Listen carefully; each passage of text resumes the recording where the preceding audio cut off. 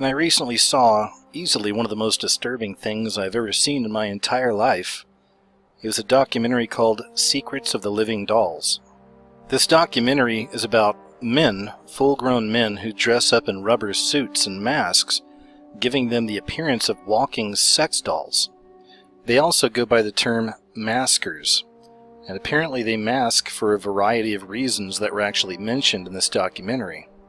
Some of the reasons mentioned were that they're trying to be the women that they simply can't get in real life.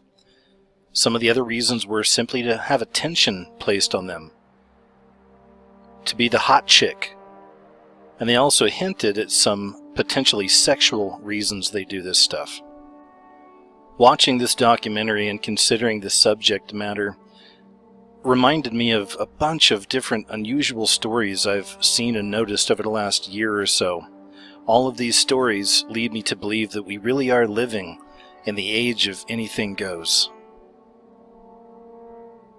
Let me show you what I'm talking about.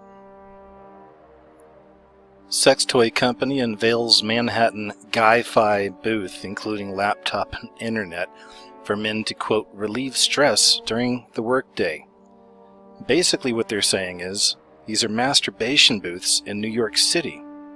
There really is a huge battle taking place over sexuality right now. You've probably heard the term pansexual. Seems to be all over the place right now. One of the main people who are pushing forth this agenda is Miley Cyrus. Now obviously it's not just Miley Cyrus, she's just a tool in this game. But she is certainly being used to blur those lines when it comes to sexuality. Anything pure, anything innocent, anything sweet is out the door nowadays. It seems that the more disgusting, the more profane, and the more debaucherous something is, well, that's being promoted. We're living in a time where this is the new normal, where things like this are being promoted as normal, as good, or cool. All of this madness is part of a much bigger agenda, and part of that agenda is to destroy the family and to bring in a new world order where literally anything goes. Another clear example of just how insane things have gotten is that this little red-haired girl right here, would one day grow up to be the president of the NAACP. A little freckle-faced, red-haired white girl convinced enough people that she was black, that she would actually become the president of the NAACP. But that's not all. There's more. Remember Shaun King? Look at that picture on the right. Cute little freckle-faced, red-haired white kid. Well, somehow this cute little red-haired, freckle-faced white kid convinced enough people that he was black, that they invited him into Black Lives Matter, that he became a huge voice in Black Lives Matter as one of their main activists. You may remember this story, but the nation cheered, at least as far as the media told us, about the proud mother of her brave transgender 9-year-old son as he prepared to go back to school dressed as a girl wearing a blonde wig. His parents say that it was his choice to dress up like a girl and start going to school, and that he had been dressing in girls' clothes for ages and even painting his nails. They even say that when he puts on a blonde wig, he actually transforms in his mind from Joseph, which was his name, into Ellie Joe. Call it gender fluidity. Schools are teaching kids that there's no such thing as boys or girls. Now this story right here is just a little bit older, not much, but this is just one of many stories about this. By now they're already teaching this in a lot of schools. It says here that one of the nation's largest public school systems is preparing to include gender identity to its classroom curriculum, including lessons on sexual fluidity and spectrum, the idea that there's no such thing as 100% boys or 100% girls. And then we find filth like this. Have sex with your iPad. They actually have an attachment now you can put on your iPad while you're staring at porn and have sex with the equipment.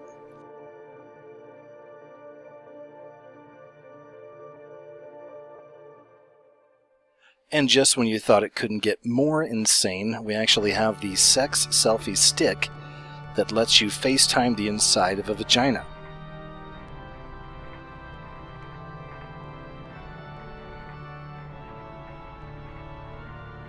You can forget the San Francisco hookup trucks.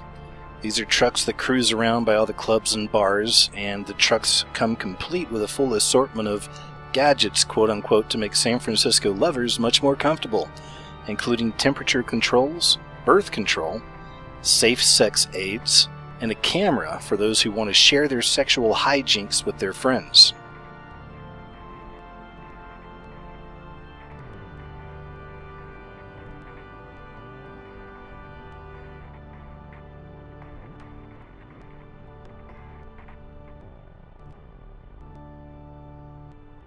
And there's actually people out there that will make a chocolate mold of your butthole to give to the one you love. What about the bizarre story of Stephanie Walsh, formerly Paul Walsh, who was born a man, was married to a woman for over 2 decades, and fathered 7 children? Well, he then decided he was a woman, changed his name to Stephanie, and he left his family. They did an interview with him at one point, and he was even bragging about how he can go a whole week without even thinking about his family. Selfishness doesn't even begin to describe, right? At the same time, he says he's trans-aged because he never got to be a young girl. So now he's living as a 6-year-old little girl with 2 adoptive parents. It's the people right there in the picture. He says, I can't deny I was married, I can't deny I have all these children, but I've moved forward now and I've gone back to being a child. I don't want to be an adult right now, and I just live my life like I couldn't when I was in school. When talking about his new family, he says, well, I have a mummy and a daddy, an adopted mummy and daddy who are totally comfortable with me being a little girl. And their children and their grandchildren are totally supportive. In fact, her youngest granddaughter, when I was 8 a year ago, I was 8 and she was 7, and she said to me, I want you to be the little sister, so I'll be 9. I said, well, I don't mind going to 6, so I've been 6 ever since. We have a great time. We color, we do kid stuff. It's called play therapy. No medication, no suicide thoughts, and I just get to play all day long. With all this madness unfolding, is it any surprise that nearly 60% of Americans, the highest number ever, are now taking prescription drugs? This feminization, this demasculinization of men has been going on now for quite a while. So much so that now they're running ridiculous stories like this. More than a quarter of British men actually think they have man periods. There's so many self-haters out there, and there's so many people out there that really hate the way they were created, it seems, and will do anything they can to be somebody else or something else. This is Nanette Hammond. Maybe you've heard of her. She's a mother of 5 who spent almost $500,000 on plastic surgery just so she can look like Barbie.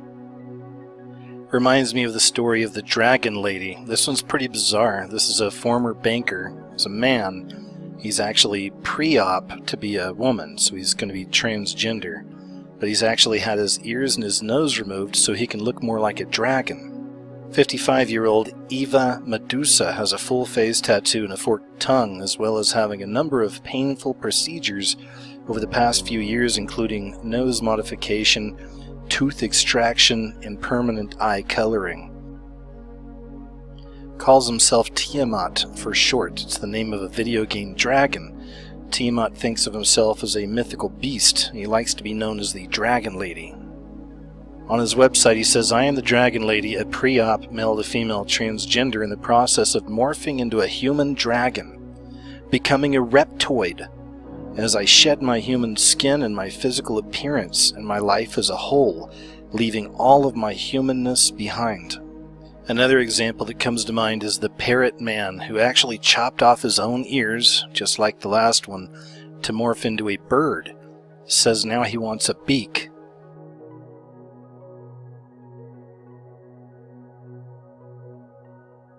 Do you remember what it was like to be 7 years old or 8 years old? Some of you may have clearer memories than others.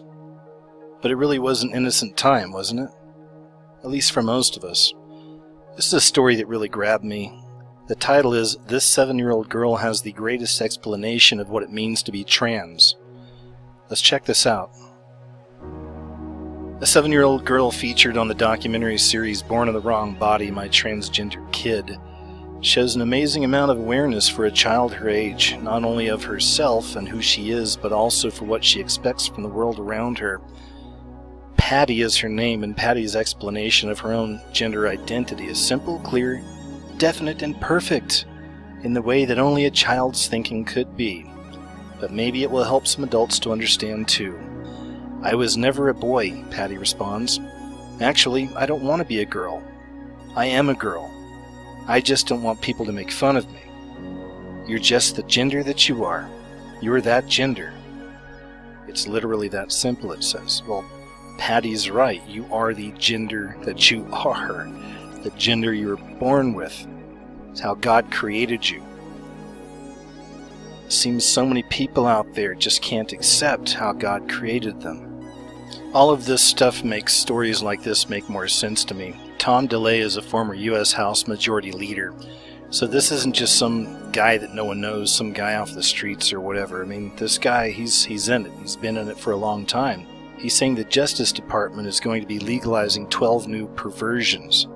Those perversions include everything from bestiality all the way to pedophilia and everything in between. And this here is a really disturbing story about animal bordellos, or animal whorehouses, in Denmark, where customers actually pay for sex with animals. Denmark's animal bordellos have been advertising on the internet for a very long time, and they reportedly draw customers from as far away as Norway, Germany, Holland, and Sweden who want to pay for sex with horses and all kinds of other animals. Denmark says it isn't illegal there and it won't prosecute as long as no one's getting hurt, including the animals. And of course, it's not just Denmark. Bestiality brothels are spreading through Germany. They're spreading through Germany faster than ever thanks to a law that makes animal porn illegal, but sex with animals legal. I'm not sure if it's like that now, but many years ago, people were really proud to be involved with Ivy League universities like Harvard or Yale. This right here comes from Yale. They hosted a sensitivity training in which students were asked to consider topics such as bestiality, incest, and accepting money for sex.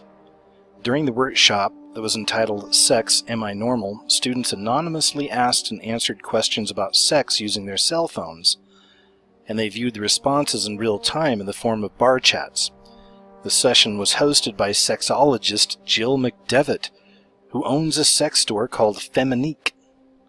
Survey responses revealed that 9% of attendees had been paid for sex, 3% had engaged in bestiality, and 52% had participated in consensual pain during sex. McDevitt said that she's trying to get people to be more sensitive to sexual diversity. She says we're not all heterosexual, able-bodied folks who have standard missionary sex. Several students submitted discussion topics about having incestuous sexual fantasies. During the workshop, McDevitt taught approximately 40 students, saying that just because people think something is deviant doesn't exactly mean it's bad. And have you noticed all these commercials that seem to be implying bestiality? Here's one. This is during the Super Bowl 2016. And this article is from the Washington Post. It says the premise was a man and his marmot friend are camping, taking in nature's splendor, sitting around a fire. And since no one else is around, the guy sees a little twinkle in that marmot's eyes, so he leans in for a kiss. The punchline. And the marmot slaps him on the face and says, "I'm not that kind of marmot," he squeaks. "Fall in love with the great outdoors" is the tagline. The verdict. Ugh. Where to begin? First of all, teasers released before the Super Bowl show our little pal urinating off of a cliff, firmly establishing that this is a male marmot. In case you were considering giving the brand the benefit of the doubt, you shouldn't. It couldn't be any clearer that this entire commercial is one long no-homo joke with an extra little sprinkle of implied bestiality. Here's another one from just a few years ago. 1 Million Moms claims new Geico commercial promotes bestiality. An ad for car insurance apparently suggests much more. 1 Million Moms, a group that monitors children's programming, is calling on Geico to pull a recent commercial featuring a woman apparently flirting with a talking pig, calling it bestiality. In their press release, the organization says the Geico marketing team may have thought this would be humorous, but it is disgusting to see how the company takes lightly the act of bestiality.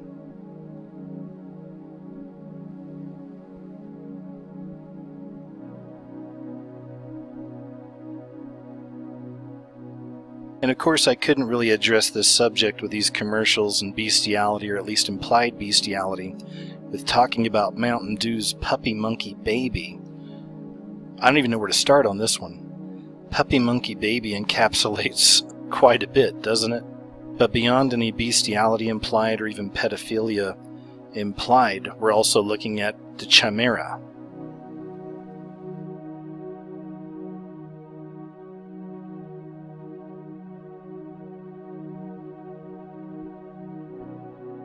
The dictionary defines bestiality as sexual relations between a human and a lower animal. We're seeing this all over the place, right? Implied in all kinds of places. This is from Skittles. You may remember this one right here. It had a large flippered walrus, and he was caught making out with a very attractive blonde woman on a couch, with the tagline, "Taste the rainbow, deceive the rainbow." All these companies try to say that they're just being humorous. But why is it that we're seeing more and more in a lot of these commercials this implied bestiality as their humor? And here's just some more examples of how Hollywood keeps pushing through these ideas. It's a movie poster for a new movie called Goat. This movie takes place in a fraternity, and it's about pledges being forced to be involved in bestiality. Another subject they seem to be pushing more and more out into the mainstream is this idea of incest. Just like everything else in our culture, they try to change the wording up a little bit, just to make it a little more palpable for the public. So in this case, they're no longer calling it incest, now they're calling it genetic sexual attraction. We even have stories like this coming out. There's people actually pushing for incest and necrophilia to be legal. Another prime example of this filthy agenda we just saw recently at the 2016 MTV Movie Awards, where The Rock and Kevin Hart rapped on stage about how Leo DiCaprio got effed by a bear in the movie The Revenant.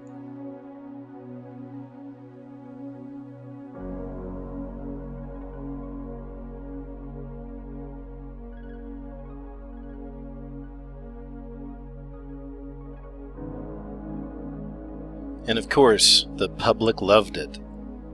And of course, we can't have the goats without having the sheep, or without having, in this case, the lamb. This is a new movie coming out in 2016, and this is tackling the subject of pedophilia. Is it really so wrong for an older man to fall in love with a young girl? So of course, it's already receiving lots of critical praise. And this is just another example of that conditioning. We literally have the sheep and the goats represented here. More programming for the public.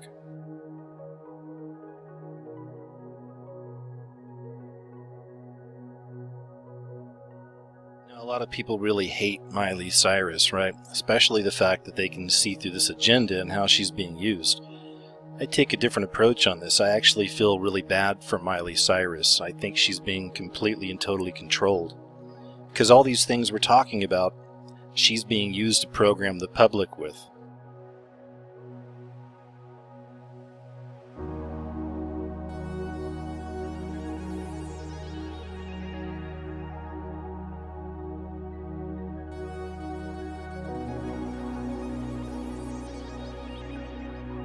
Of course, you can see this theme of pedophilia running through a lot of her work, quote unquote. A lot of the videos and whatnot she does, oftentimes portrayed like this. It really seems that confusion and debauchery and filth has spread across the land. It's sad, but true. We really are living in the age of anything goes.